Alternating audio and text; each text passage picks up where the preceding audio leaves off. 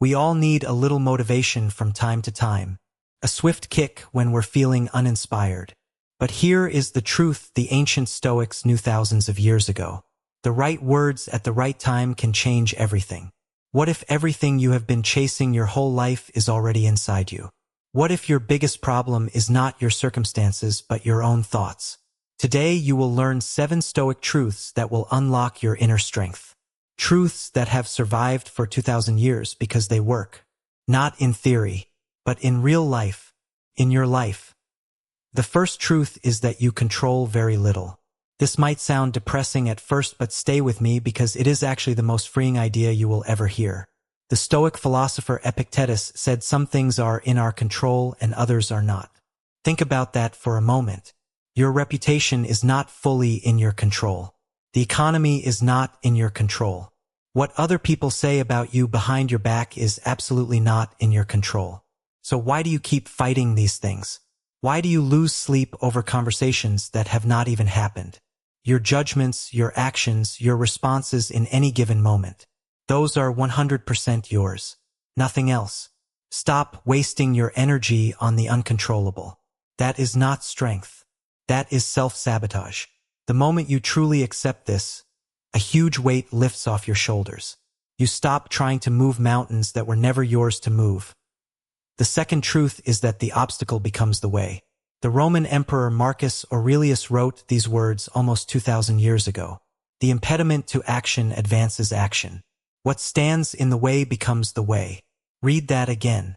Every blockage, every rejection, every failure you have ever experienced. It is not a stop sign. It is a redirection. Think about the hardest thing you have gone through in the past year. Now ask yourself honestly, did that difficulty destroy you or did it teach you? Did it make you weaker or did it force you to grow? The obstacle is not your enemy. It is your teacher.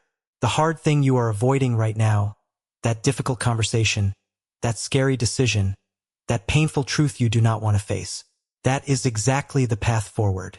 Do not go around it. Do not hide from it. Go straight through it, and watch yourself become someone new on the other side. The third truth is that we suffer more in imagination than in reality. Seneca, one of the wisest Stoics, said we are more often frightened than hurt. We suffer more in imagination than in reality. How many nights have you lost sleep over a conversation that never happened? How many mornings have you woken up with dread about a future that never came?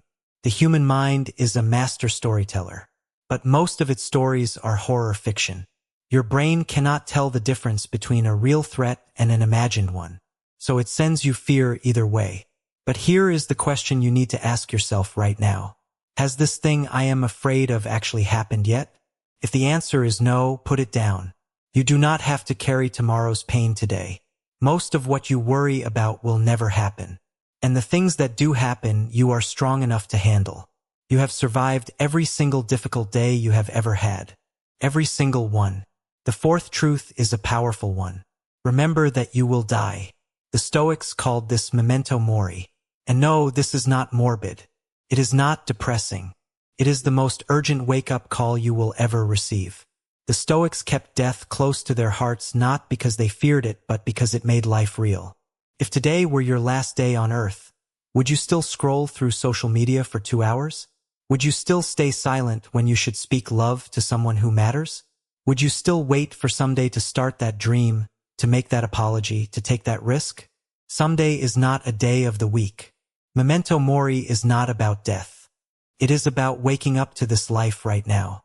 The people you love will not be here forever. Neither will you. Do not wait. Say it now. Do it now. Live it now. The fifth truth is about the price of serenity. Seneca wrote that no person has the power to have everything they want, but it is in their power not to want what they do not have, and to cheerfully put to use what they do have. We live in a world that tells you to chase more. More money, more likes, more followers, more stuff. But Stoicism asks a dangerous question.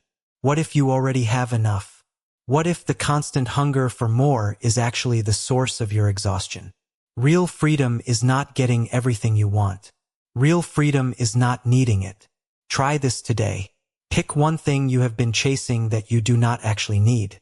Let it go, just for today. Feel the weight lift off your chest.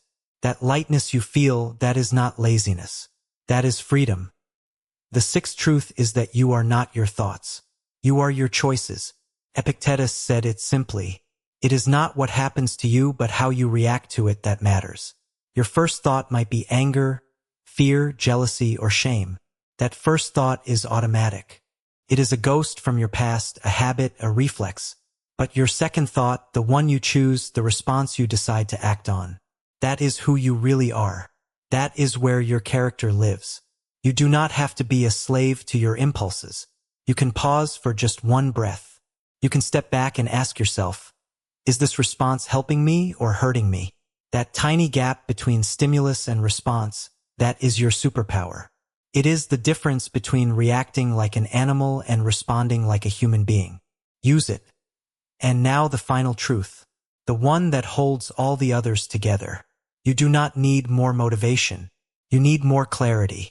Clarity about what is yours to control. Clarity that obstacles are teachers, not enemies.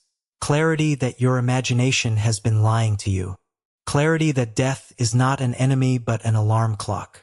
Clarity that wanting less is the path to peace. Clarity that you are what you choose, not what you first feel. The Stoics lived these truths in palaces and in prisons, in health and in sickness, in victory and in defeat.